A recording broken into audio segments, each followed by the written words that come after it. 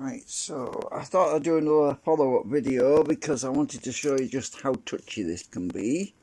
Get my phone in here without pushing buttons again. Sorry about this. I went and got some ABS plastic on my finger, and the phone, I'll unlock it with my fingerprint, and it just happens to be that when you get acetone on plastic on your finger, it messes up my fingerprint. And it said fingerprint unrecognised. I thought, what? Jose, this is going wrong. I'll lock myself out of my phone. So I now use a different part of my finger, and yeah, I've got flipping plastic on my finger now. So I want to show you this because it shows you how fine of adjustment this is. Now, I was talking about the cogging issue, how to deal with cogging. Now, it's all about proportions, how strong the magnetic field is, and everything else, obviously. But so, oops, no, that thing over. So I made these segments. I want to go just do a quick summary. I made these segments where the magnetic. Let me just look at the drawing a minute.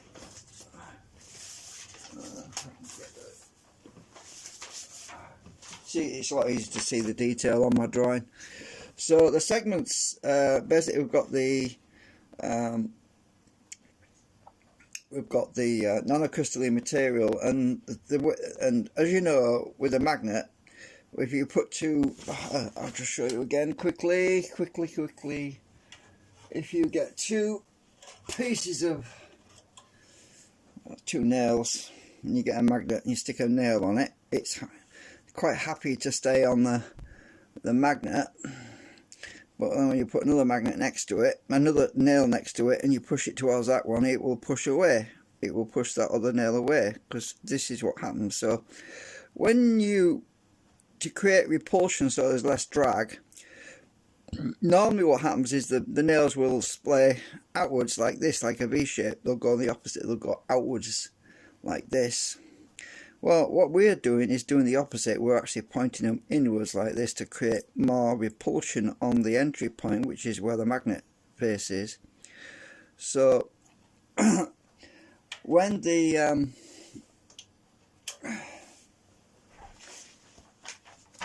two nanocrystalline material are facing the magnet, which is in this hole, the field, it goes along these the nanocrystalline core material that's in these slots, and it doesn't like its own pole, so it basically repulses, it pushes against itself, because we're doing the opposite. Whereas it normally wants to fly apart, it's being squeezed together, so we get a bit of a compression, like a reverse field pushing back against the magnet to reduce the cogging. And I've also, actually not on this drawing, but I've also put some segments in here for fine tuning, for fine balancing. I just wanted to show you how finicky this is. Now, when I move this along, you'll notice there's virtually no cogging. It doesn't barely jump at all to the other magnet. But the stronger these magnets become, then the more noticeable a cogging issue will become, and it will be harder to tune out. And at the moment we have a fairly decent field coming through here. I'll get my gauge. So we have a deflection on this, as you can see. That was subtracting, that was repelling, that was subtracting, that was repelling. Now if I reverse these cores to show you what happens when these segments are actually, this end is pointing inwards and this end was pointing inwards and these ends are pointing outwards, I'll show you what happens to the cogging effect when I reverse them. So at the moment, as you can see, we have I have to keep it balanced. I have to keep it in this range because there's no reflector magnet on this end. Actually, let me just put a reflector magnet in there, then it will be balanced then. It makes it a lot easier that way. Let's just keep things in balance. Right, so I'm going to put another reflector magnet on there, which is what focuses the field. So I've got one in there.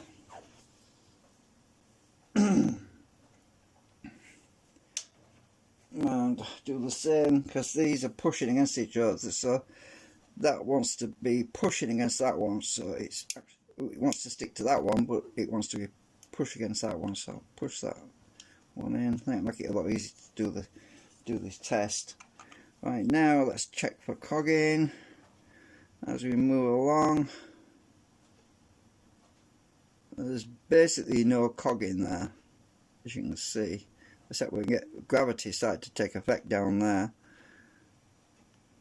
Right, so we have virtually no cogging. Now let's take out these segments and reverse what, because I had them in backwards earlier, this one. So if I take that one, push that one out, push that one out, push that one out, push that one out. Now we're going to reverse them. So turn that one around, turn that one around, turn that one around, if I can get it out.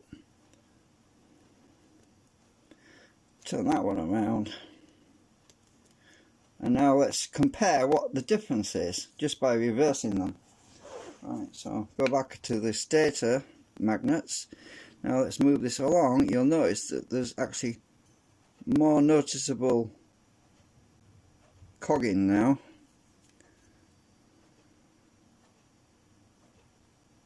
You can see it's actually jumping more now, a lot more there. Right, so that's with them reversed, because they're not opposing each other as much. Now I'll put them back the right way around.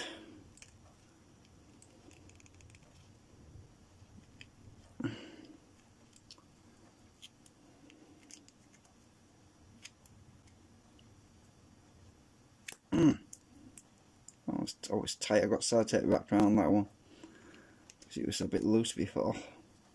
Right, now I'll put them the right way around, and we'll do the same thing again. It does a bit there, but when we get in the middle,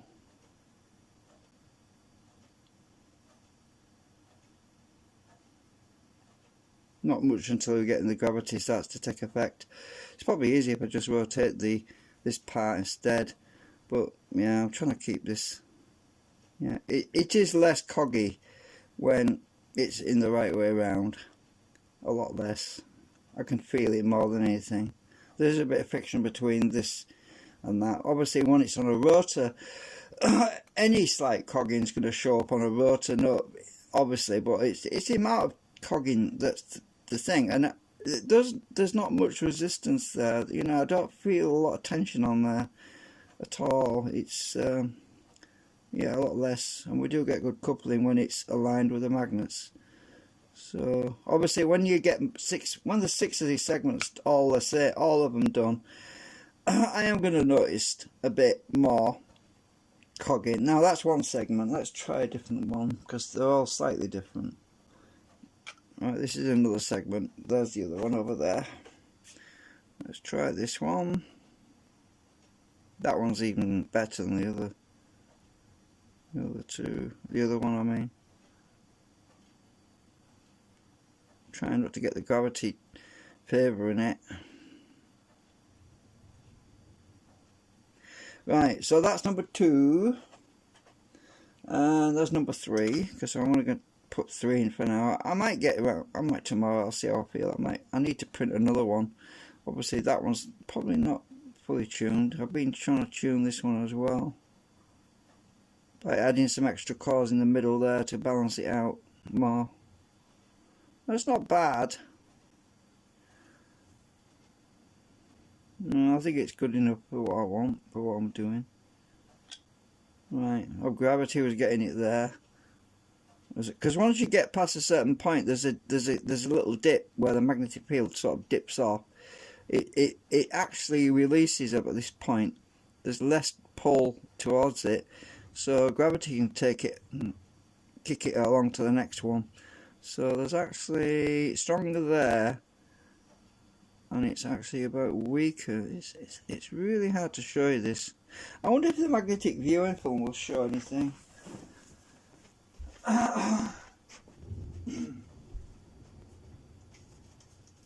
Let's see. I'll never get my phone charged up. I was charging it up earlier because I'd been live streaming earlier today and didn't get fully charged, but I thought, well, I might as well show this, because once I put this together it's not going to be easy to show you see. Right, so this is tricky. I'll just put the viewing film over the top. You can ignore the stuff at the bottom because those are right next to the magnets there. So if I can just hold it like this, we're interested in what's going on over here as I rotate it, really.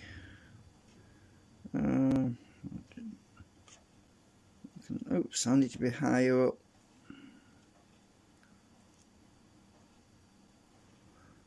The light's not. Oh, I'm too low down, aren't I? Just realised. Sorry about this. Right, I don't know if the viewing film's not really showing it very well.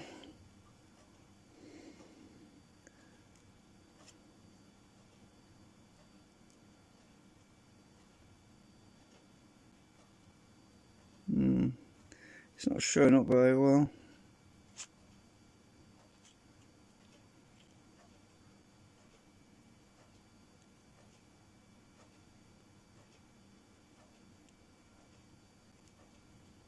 Anyway, it's hard to see. But yeah, this one is not so bad. Let me see, have I got them in the right way around on that one? Yeah, I think so. They are very fiddly to tune up. They're very touchy to get them just right. Because as I say, the magnetism, obviously this, at the moment, this is too close to the magnets anyway, because this will be in the rotor, and there'll be a gap of about 3mm, or was it what, 5mm? So it'll be set farther back, so that cogging will be even more reduced when it's actually on the rotor. So when it's in the rotor, it's going to be set back about here somewhere, so it's going to be even less noticeable. So if that's set further back, let's see if that's about there. We do our coupling. Yeah, we've got coupling there. Oops, it's gravity's getting the benefit of it now. Right, so we have a bit of a gap there because it's actually in the rotor that it's set back further.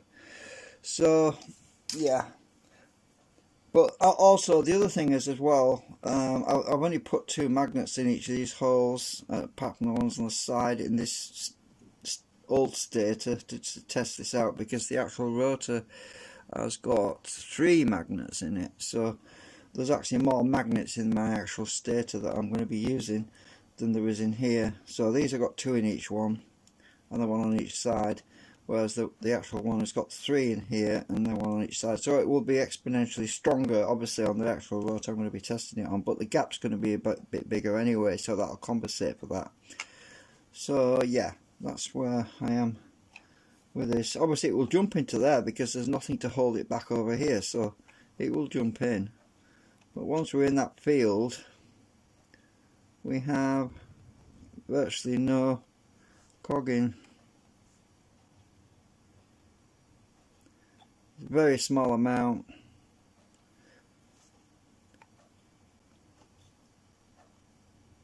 Anyway, yeah, I thought I'd show you that.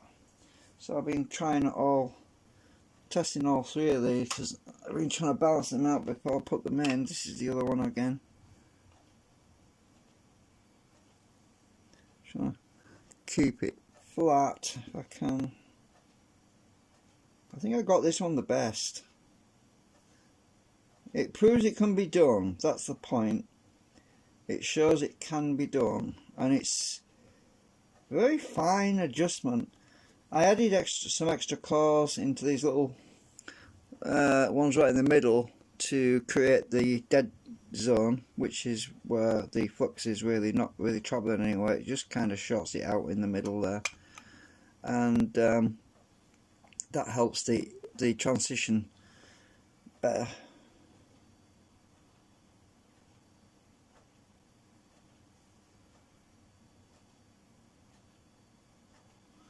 So that's that one.